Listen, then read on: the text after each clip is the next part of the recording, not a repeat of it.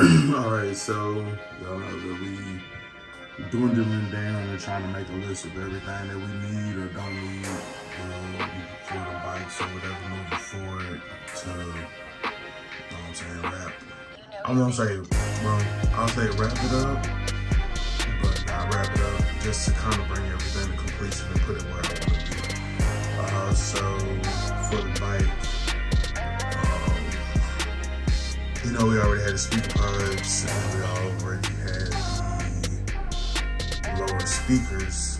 Going to be purchasing 2 more speakers to upgrade the top joints, and then also going to put an amplifier on those speakers so that they are playing to their fullest potential. So looking here, there are 2 options. If you go to volunteeraudio.com,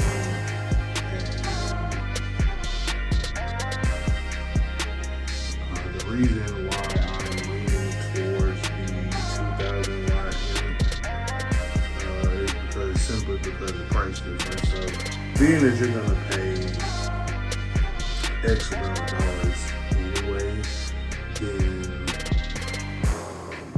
you might as well get the most bang for your buck. So this is 800 watt. This one is 2,000 watts. I'm pretty sure those are like max. Let me open these up here. These separate windows. So the hertz is going to be 1,000 watts of RMS.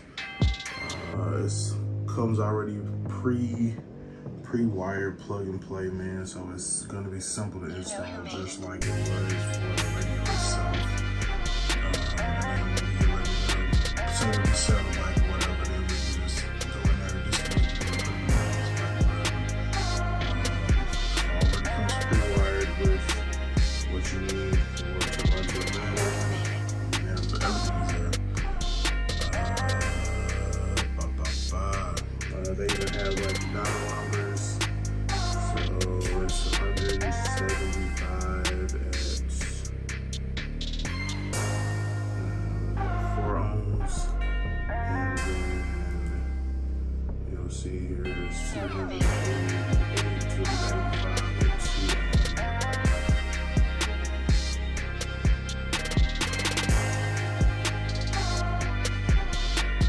And that's a certified dyno line.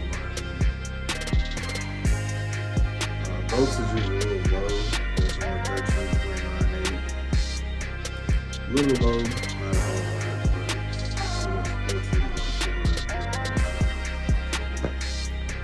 Over the stock setup or just being powered from the radio is going to push. Honestly, on these motorcycles, I really don't think that you need a whole bunch of wattage. So the ratings here, 4-channel, 160 and 160 at 4 ohm, and then 250 at 2 ohm. As you can see there. So it looks like these numbers were done 4 channels. Yeah, because the 175 is closer to that 4-channel setup, and then you got 285 over the 250 that is rated for 2 ohm setup at 4 channels. So when you get down to the 2 channels, you look at 500 watts times 2 at 4 ohms. So that should be pretty loud, if not too much. So you'll never not have enough power to do that. And if you look at precision power, if that's the option that you want to go with, then let me see, it doesn't look like they have the rated numbers on that one. But it does say 2 ohm stereo, 4 ohm bridge, disconnect 8 gauge. Like I said, the thing that I like is that they already come pre-wired if you order it that way. You know, if you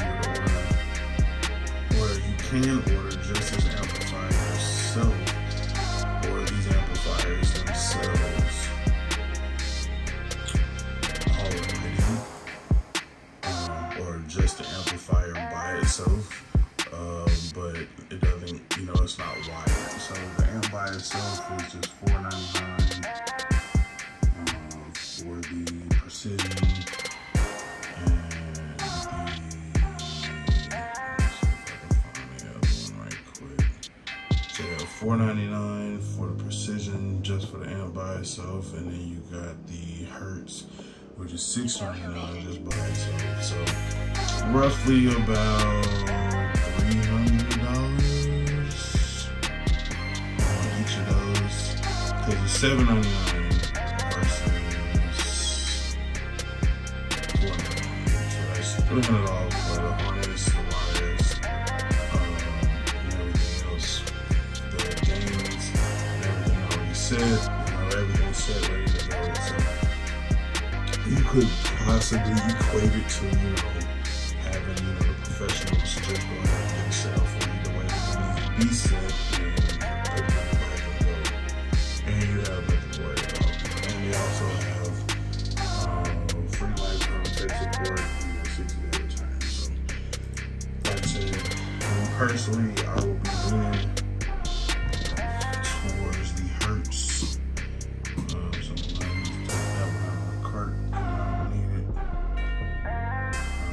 So yeah, when I do get ready to do it, then I'll be going with that's kind of free shipping.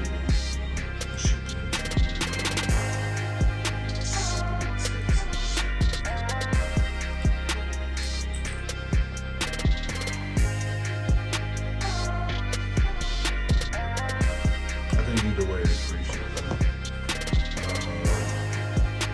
Well, actually, so there's free, there's brown, there's second day, next day, more than likely we'll do like a second day for like maybe $22. Maybe even the next day. So you're looking at like $1,039 after this all said and done. So bike stuff can get expensive. I will say that probably after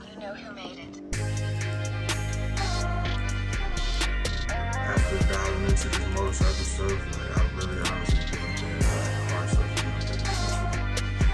is not So what I'm finna do now is I'm finna pull the bike out. We're probably gonna slide around a little bit. Got some errands I gotta run. Today I'm gonna be running in my tennis shoes, just because I know that the bike, we put the shorter shocks on there, but I just wanted to see how it felt me riding in tennis shoes at the stoplights, etc., to see if it is truly a little bit lower. So. Alright, so what I want to monitor today is, show you. Probably be easier to show you in here. So this new app called Motor Care, it works off of Bluetooth. I don't know why it's so damn hard to see.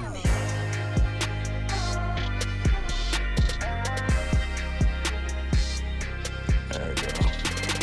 So this app here called Motor Care, it gives you the tire pressure, and I just want to document it now versus after we, take it around town, see what it gets up to, so that I can go back in here and I can set the upper limit. Because right now I have it at 50, but it could probably come down some once we find out what it is.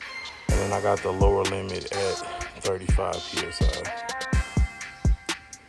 So also to show you, I picked this up, man, at the Ryobi days this year. It's an inflator, deflator. You can set the pressure. And you can pretty much air up your tires. The only thing I'm not 100% sure with is the angle that this is at. But I'm sure we'll figure something out. And that's something that can either go in the saddlebag, or if you're like me and you got a tour pack, set it in your tour pack and good to go. Boom. Close it down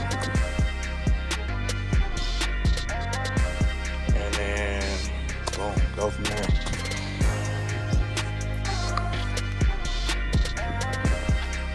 Alright, so last time I felt like there was some issues with like hooking the phone up or having the phone hooked up with Apple CarPlay. Not with the function, but just with, I guess, hitting certain bumps and divots in the road and stuff. Like the cord kept coming like a little bit unplugged, and you have to unplug and plug it back in. So I know that I've seen Kelly B. He has like a wireless CarPlay type of deal, so I mean it might be the route that I go. Some other option could go from there, but that might be so what I'm gonna do now, so we're gonna turn the bike on and then see how long it takes for the Bluetooth to connect.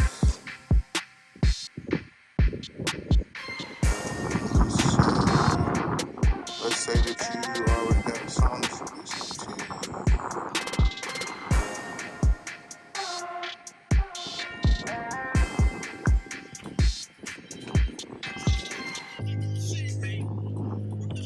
Alright, so this is going to be real time connecting to the Bluetooth. I think this phone is connected.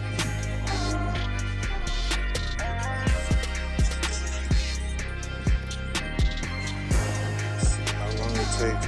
Now we do have the USB connected on there already, so let's go to Bluetooth music.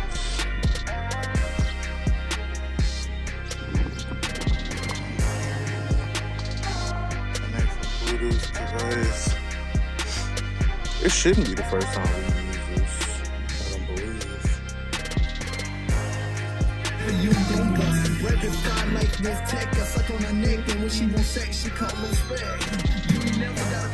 That's not Bluetooth though.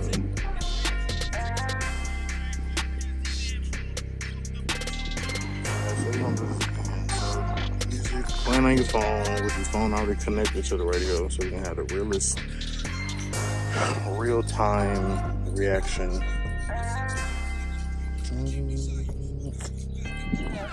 Splash screen playing.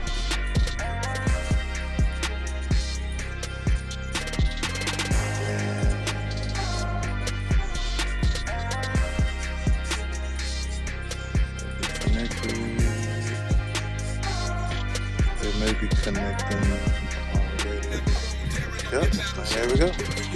Real time. Still a little slow for me, but it'll work. It's manageable. Alright, so there actually was like a little vibration that I heard because I hit that bump and I heard that. I just need to tighten that up. You can see that's a little loose. But other than that, man, honestly, shit, I don't even know that it's back there. So I'm gonna see what's playing at the movies. See if I'm gonna watch them today. I don't think it is, man. I think I done seen everything. Except for like Indiana Jones. It can wait. It actually was a movie that was like starting in like a couple minutes, so I'm gonna go ahead and watch that.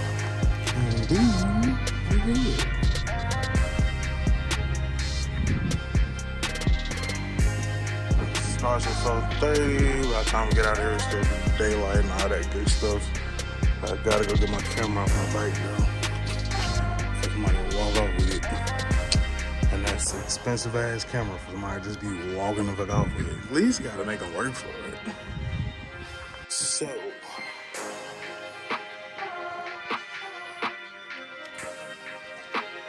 this is what we're going to do. So this would be a good opportunity, I guess not necessarily see how it works, but that way I can just throw that in there and then I can be done with it. Same thing with the gloves.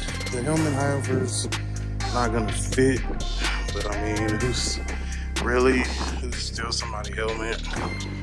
Worst case scenario, somebody steals my helmet and I'll just ride home without one. I'm not that far. So, yeah, so I did do that. I did bring my keys. I started putting my bike keys on the actual,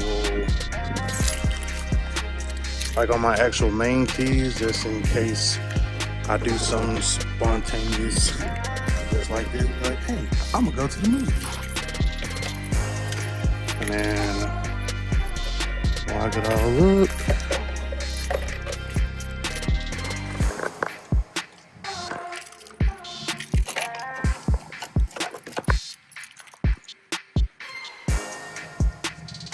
All right.